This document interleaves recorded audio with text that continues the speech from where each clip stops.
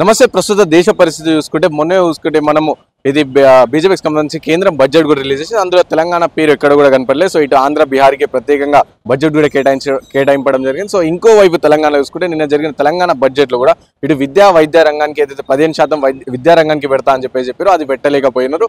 So మాట్లాడడం దీనిపైన. అలాగే ఆగస్టులో కూడా కామన్ బాడీ ఎలక్షన్స్ ఉన్నట్టు మనకు వస్తున్న వార్తలు అనమాట. సో అక్కడ దానికి ముందే అంటే కాంగ్రెస్ పార్టీ అప్పుడు ఎలక్షన్స్ టైంలో సో 6 నెలల్లో మేము అధికారంలోకి వచ్చిన 6 నెలల్లోనే ఎలాగైనా సరే కులగణన చేస్తామని చెప్పేసి, కానీ ఇప్పుడు ఆ కులగణన మాట కూడా ఎక్కడ ఎత్తలేని పరిస్థితి మనకు కనిపిస్తుంది. సో మాట్లాడదాం వీటన్నిపైన. మనతో పాటు పిఎల్ విశ్వేశ్వరరావు గారు ఉన్నారు. సార్ నమస్తే సార్.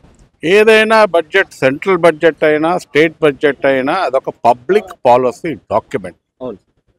పబ్లిక్ పాలసీ డాక్యుమెంట్లో ప్రజలకు సంబంధించిన డాక్యుమెంట్ అది.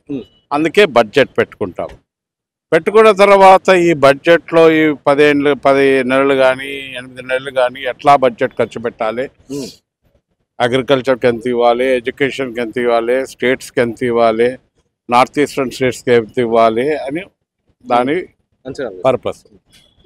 అయితే బడ్జెట్ అన్నప్పుడు దేశానికి అంతా సంబంధించాలి. దేశం అన్నప్పుడు ఆర్టికల్ 15(1)లో ఉన్నది, all states are equal, all people are equal, all regions are equal, all religions are equal అని రాజ్యాంగంలో ఉన్నది. కానీ మొన్న సెంట్రల్ బడ్జెట్ పెట్టినప్పుడు ఓన్లీ అది నేను వినేటప్పుడు అది ఆంధ్రప్రదేశ్కి సంబంధించిన బడ్జెటా, బీహార్కి సంబంధించిన బడ్జెటా అని నాకే అనుమానం వచ్చింది. వాళ్ళు ఎందుకు చేస్తున్నారు? ఆంధ్రప్రదేశ్ బీహార్ వాళ్ళిద్దరు పార్టీలు అక్కడ ఉన్న వాళ్ళు నితీష్ కుమార్ అండ్ చంద్రబాబు నాయుడు సపోర్ట్ చేస్తున్నారు కాబట్టి వాళ్ళకి ఇచ్చినారు. బట్ ఈ దేశంలో షెడ్యూల్ కాస్ట్ ఉన్నారు, షెడ్యూల్ ట్రైబ్స్ ఉన్నారు, మహిళలు ఉన్నారు, బ్యాక్వర్డ్ క్లాసెస్ ఉన్నారు. ఇంత పెద్ద రైల్వేస్, పెద్ద పబ్లిక్ సెక్టర్ రైల్వేస్ అని, రైల్వేస్ గురించి మాట్లాడరు, బీసీల గురించి మాట్లాడరు, ఎస్సీల గురించి మాట్లాడరు. విద్య ఇచ్చినా ఒకవేళ అలొకేషన్ ఎడ్యుకేషన్ హెల్త్కు ఉన్న ఎటువంటి హాస్పిటల్ పోతాయి, ఎక్కడ పోతాయి అనే బడ్జెట్లో క్లియర్గా ఉండాలి. అంటే అది రాజ్యాంగ స్పిరిట్లోనే లేదు ఆ budget. It's again the spirit of the Indian constitution. Article 15(1) very clearly says all states are equal, all regions are equal, there also backward regions. ఇక్కడ కూడా ఆదిలాబాద్ ఉంది, ఇక్కడ మహబూబ్ నగర్ ఉంది, ఇవన్నీ backward regions of the country. దాని గురించి ఏమాత్రం బడ్జెట్లో పెట్టలేదు. ఇవాళ మీటింగ్ ఎందుకు పెట్టుకున్నామంటే స్టేట్ గవర్నమెంట్ ఒక జియో ఇచ్చింది. ఆ జియోలో కాస్ట్ సెన్సస్ తీస్తా అన్నారు. కాస్ట్ సెన్సస్ తీసిన తర్వాత ఈ దేశంలో, ఈ రాష్ట్రంలో బీసీలు ఎంతమంది ఉన్నారు దాని గురించి కూడా చెప్తా అన్నారు. లోకల్ బాడీ ఎలక్షన్స్ వస్తున్నాయి. ఇప్పుడు లోకల్ బాడీ ఎలక్షన్స్ తెలంగాణలో మేము 18% రిజర్వేషన్ ఇస్తా అంటాం. ఈ రాష్ట్రంలో ఉన్న బీసీ పాపులేషన్ 60%. ఎక్కడా ఇంత బీసీ పాపులేషన్ లేదు. 28 స్టేట్స్ ఉన్నాయి.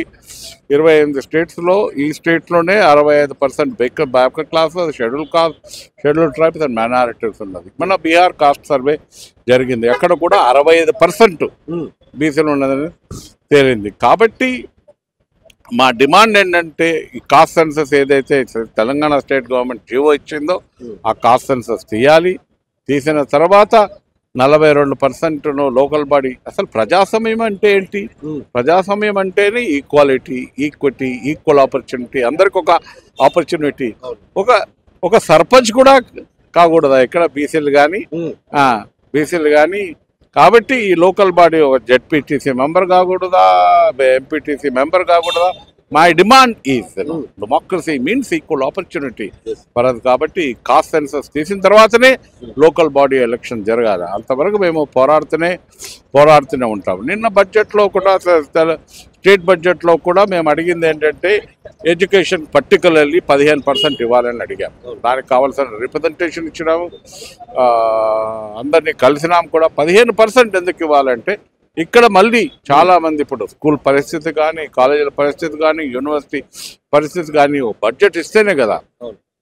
స్టేట్ గవర్నమెంట్ ఏమంటుందో ఒక ఎడ్యుకేషన్ కమిషన్ పెడతాము. ఎడ్యుకేషన్ కమిషన్ పెట్టినా దానికి కావాల్సిన అలొకేషన్ ఉండాలి, రిసోర్సెస్ ఉండాలి, ఇన్ఫ్రాస్ట్రక్చర్ డెవలప్ కావాలంటే అలొకేషన్ ఉండాలి. కాబట్టి దాంట్లో కూడా 15% పెట్టలేదు.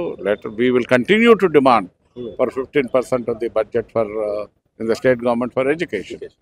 అండ్ హెల్త్కి సంబంధించి కూడా సార్ ఓన్లీ 7,000 crores సంబంధించి చాలా తక్కువ హెల్త్ కూడా అని చెప్పారు. దాని కూడా హెల్త్ కూడా తక్కువ చేస్తున్నారని బడ్జెట్లో చాలా మంది మాట్లాడుతున్నారు. కాబట్టి ఎడ్యుకేషన్ అండ్ హెల్త్ ఇది రెస్పాన్సిబిలిటీ ఆఫ్ ది గవర్నమెంట్. అసలు గవర్నమెంట్ ఎందుకు? గవర్నమెంట్ ఉండేది ఎందుకు? మంచి హాస్పిటల్స్ ఉండాలి, మంచి స్కూల్స్ ఉండాలి, మంచి కాలేజెస్ ఉండాలి.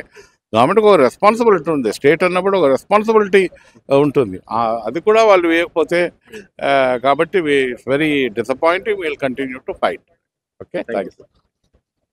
సో విన్నారు కదా, ఇది పరిస్థితి. సో రాజ్యాంగబద్ధంగా ఏదైతే సెంట్రల్ మొన్న రీసెంట్గా చూసుకుంటే మన సెంట్రల్ గవర్నమెంట్ అయితే బడ్జెట్ పెట్టిందో, సో అక్కడ ఆల్రెడీ రాజ్యాంగబద్ధంగా ప్రకారంగా ఉంది. సో అక్కడ ప్రతి ఒక్క రాష్ట్రంకి అన్ని రాష్ట్రాలను ఈక్వల్గా ట్రీట్ చేయాలని చెప్పి. సో కానీ అక్కడ రాష్ట్రం అదే బడ్జెట్ చెప్తుందో ఆ బడ్జెట్ చదువుతా ఉన్న టైంలో సో ఇది తెలంగాణ, ఇది ఆంధ్రప్రదేశ్ బడ్జెట్ అది కూడా బీహార్ బడ్జెట్ అని చెప్పేసి నాకే డౌట్ వచ్చిందని చెప్పేసి పిఎల్ విశ్వేశ్వరరావు గారు చెప్తున్న పరిస్థితి. అండ్ అలాగే ఇటు ఎలక్షన్స్ తెలంగాణలో కామన్ బాడీ ఎలక్షన్స్ అవుతున్న నేపథ్యంలో సో ఈ ఎలక్షన్స్ జరిగే లోపు ఎలాగైనా సరే కులగణన చేయాలని చెప్పి చెప్తా ఉన్నారు. ఒకవేళ జరగకపోతే సో కులగణన జరిగిన వరకు మేము కొట్లాడతామని చెప్పి చెప్తున్న పరిస్థితి.